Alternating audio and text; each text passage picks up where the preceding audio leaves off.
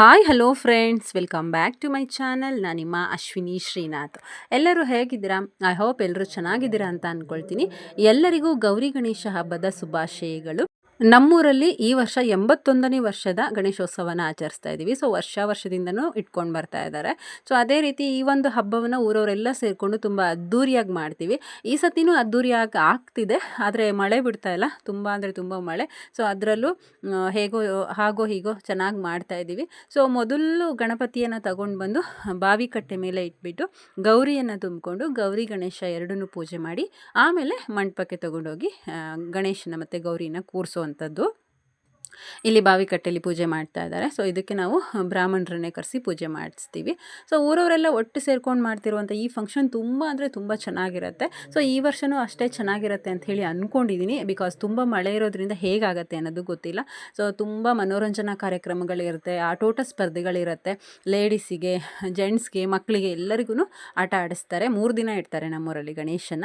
So 3 ದಿನವೂ ಆಟಗಳನ್ನ ಆಡಿಸ್ತಾರೆ, ಮನೋರಂಜನಾ ಕಾರ್ಯಕ್ರಮಗಳಿರುತ್ತೆ, ಲಘು ಉಪಹಾರದ ವ್ಯವಸ್ಥೆ ಇರುತ್ತೆ. ಸೊ ಇದೆಲ್ಲ ಸೇರಿ ಅದ್ಧೂರಿಯಾಗಿ ಗಣೇಶನ ಹಬ್ಬ ಮಾಡ್ತಾರೆ ಅಂತ ಹೇಳಿದ್ರು ತಪ್ಪಾಗಲ್ಲ. ಸೊ ಇದು ಮೊದಲನೇ ದಿನ ಗಣೇಶನ ತೊಗೊಂಡು ಬಂದು ಪೂಜೆಯನ್ನು ಮಾಡಿ ಮಂಟಪದಲ್ಲಿ ಇಡೋದು. ಇಷ್ಟು ವರ್ಷ ಮಂಟಪನ ನಮ್ಮೂರಿನ ಸಭಾಭವನದಲ್ಲಿ ಮಾಡ್ತಿದ್ರು. ಬಟ್ ಈ ವರ್ಷ ರಾಮ ಮಂದಿರದಲ್ಲಿ ಮಾಡೋಣ ಅಂತ ಹೇಳಿ ಡಿಸೈಡ್ ಮಾಡಿದ್ದಾರೆ. ಕಾರಣ ರಾಮ ಮಂದಿರ ಜೀರ್ಣೋದ್ಧಾರ ಆಗಿದೆ, ತುಂಬ ದೊಡ್ಡ ಮಾಡಿದ್ದಾರೆ ದೇವಸ್ಥಾನನ. ಸೊ ಅದಕ್ಕೋಸ್ಕರ ರಾಮ ಮಂದಿರದಲ್ಲಿ ಇಡೋಣ ಅಂತ ಹೇಳಿಬಿಟ್ಟು ಅಲ್ಲಿ ಮಂಟಪನ ರೆಡಿ ಮಾಡಿದ್ದಾರೆ.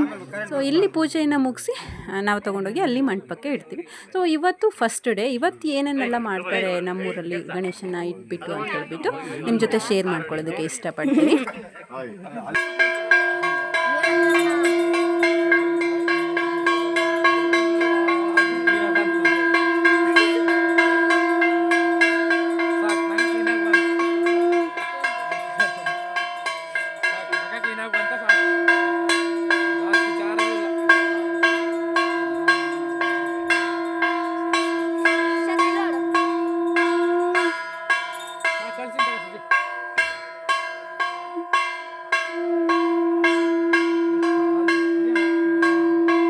ಪೂಜೆ ಆದಮೇಲೆ ಎಲ್ಲರಿಗೂ ಮಂಗಳಾರತಿ ಕೊಟ್ಬಿಟ್ಟು ಆಮೇಲೆ 5 ಜನ ಮುತ್ತೈದರಿಗೆ ಬಾಗಿನ ಕೊಟ್ಬಿಟ್ಟು ಅವರಿಗೆ ಕಂಕಣವನ್ನು ಕಟ್ಟಿದ್ರು. ಹಾಗೆ ಗಣೇಶನ ಎತ್ಕೊಂಡು ಹೋಗುವಂಥ ಎಲ್ಲ ಗಂಡಸರಿಗೆ ಕೂಡ ಕಂಕಣವನ್ನು ಕಟ್ಟಿದ್ರು. ಮಳೆ ಬಂದು ಫುಲ್ಲು ಜಾರಕ್ಕೆ ತುಂಬ ಹುಷಾರಾಗಿ ಎತ್ಕೊಂಡು ಹೋಗಬೇಕು, ಗಣೇಶನ ಎತ್ಕೊಂಡು ಹೋಗೋರು ಅಂತ ಇಲ್ಲಿ ಎಲ್ಲ ಮಾತಾಡ್ತಾಯಿದ್ರು. ಅಷ್ಟು ಮಳೆ ಬರ್ತಾ ಇದೆ. ಸೊ ಇಷ್ಟು ವರ್ಷ ಗಣೇಶನ ಹಬ್ಬದಲ್ಲಿ ಇಷ್ಟೊಂದು ಮಳೆ ಬರ್ತಿರಲಿಲ್ಲ ಅಂತ ಅಂದ್ಕೊಳ್ತೀನಿ.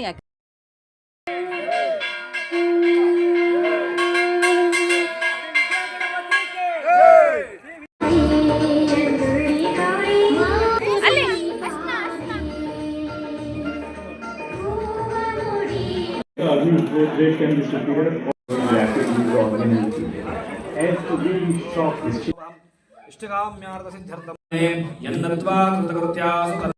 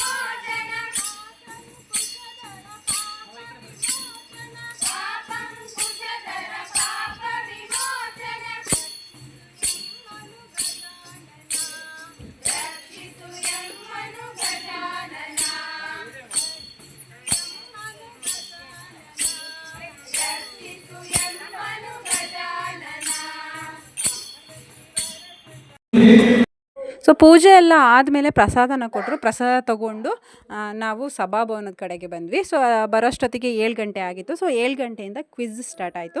ನಾನು ಕೂಡ ಸೇರಿದ್ದೆ, ಆದರೆ ಗೆಲ್ಲಿಲ್ಲ ಅಷ್ಟೇ.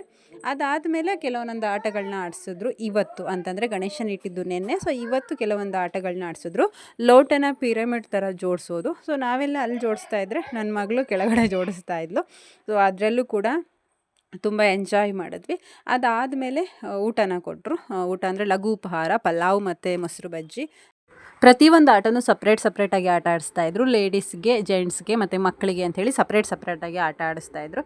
ಸೊ ಆಟ ಎಲ್ಲ ಈ ಒಂದು ಪಿರಮಿಡ್ ಆಟ ಮುಗಿದ ಮೇಲೆ ಊಟ ಮಾಡಿ ನೆಕ್ಸ್ಟ್ ಮಧ್ಯಾಹ್ನ ಮೇಲೆ ಬಲೂನ್ನ ಊದ್ಬಿಟ್ಟು ಹೊಡಿಬೇಕು, ಆ ಒಂದು ಆಟನ ಆಡಿಸಿದ್ರು. ಅದು ಕೂಡ ಲೇಡೀಸ್ಗೆ, ಮಕ್ಕಳಿಗೆ, ಹೆಣ್ಮಕ್ಳಿಗೆ ಮಾತ್ರ ಆಟ ಆಡಿಸಿದ್ರು. ಜೆಂಟ್ಸ್ ಯಾರೂ ಬರಲಿಲ್ಲ. ಸೊ ಅದಾದಮೇಲೆ ಮ್ಯೂಸಿಕಲ್ ಚೇರ್ನ ಆಟ ಆಡಿಸಿದ್ರು. ಆಮೇಲೆ ಮೇಣದ ಬತ್ತಿ, ಒಂದು ಬೆಂಕಿ ಕಡ್ಡೀಲಿ ಎಷ್ಟು ಮೇಣದ ಬತ್ತಿ ಹಚ್ತೀವಿ ಅಂತ ಹೇಳಿಬಿಟ್ಟು. ಸೊ ಎಲ್ಲ ಆಟಗಳು ಚೆನ್ನಾಗಿತ್ತು. ಆ್ಯಂಡ್ ಸೆಕೆಂಡ್ನೇ ಡೇ ಇಷ್ಟಕ್ಕೆ ಮುಗೀತು. ಇನ್ನು ನಾಳೆ ಹೇಗೆ ಆಟ ಆಡಿಸ್ತಾರೆ, ಏನೇನೆಲ್ಲ ಆಟ ಆಡಿಸ್ತಾರೆ, ಎಷ್ಟೊತ್ತಿಗೆ ಗಣೇಶನ ಬಿಡೋದು ಅಂತ ಹೇಳಿಬಿಟ್ಟು ನಾಳೆನ ಆ್ಯಕ್ಚುಲಿ ಲೈವ್ ಮಾಡ್ತೀನಿ. ಸೊ ಇಂಟ್ರೆಸ್ಟ್ ಇರೋರು, ಪ್ಲಸ್ ಈ ಊರಲ್ಲಿ ಸುಮಾರು ಜನ ಗಣೇಶ ಹಬ್ಬಕ್ಕೆ ಬರದೇ ಇರೋರು ಎಲ್ಲರೂ ಮಿಸ್ ಮಾಡ್ದೇನೆ ನಾಳೆ ಒಂದು ವಿಡಿಯೋನ ನೋಡಿ ಲೈವ್ ಬರಬೇಕಂತ ಅಂದ್ಕೊಂಡಿದ್ದೀನಿ. ಸೊ ಎಂಜಾಯ್ ಮಾಡಿದ್ದೀವಿ. ನೀವು ಕೂಡ ನನ್ನ ವೀಡಿಯೋನ ನೋಡಿ ಎಂಜಾಯ್ ಮಾಡಿದ್ದೀರಾ ಅಂತ ಅಂದ್ಕೊಳ್ತೀನಿ. ಯಾರಿಗೆಲ್ಲ ಈ ವಿಡಿಯೋ ಇಷ್ಟ ಆಯಿತು ಲೈಕ್ ಮಾಡಿ, ಕಮೆಂಟ್ ಮಾಡಿ, ಶೇರ್ ಮಾಡಿ. ಹಾಗೆ ಯಾರೆಲ್ಲ ನನ್ನ ಯೂಟ್ಯೂಬ್ ಚಾನಲ್ನ ಸಬ್ಸ್ಕ್ರೈಬ್ ಮಾಡದೆ ನೋಡ್ತಾ ಇದ್ದೀರೋ ದಯವಿಟ್ಟು ಸಬ್ಸ್ಕ್ರೈಬ್ ಮಾಡ್ಕೊಳ್ಳಿ. Thank you so much.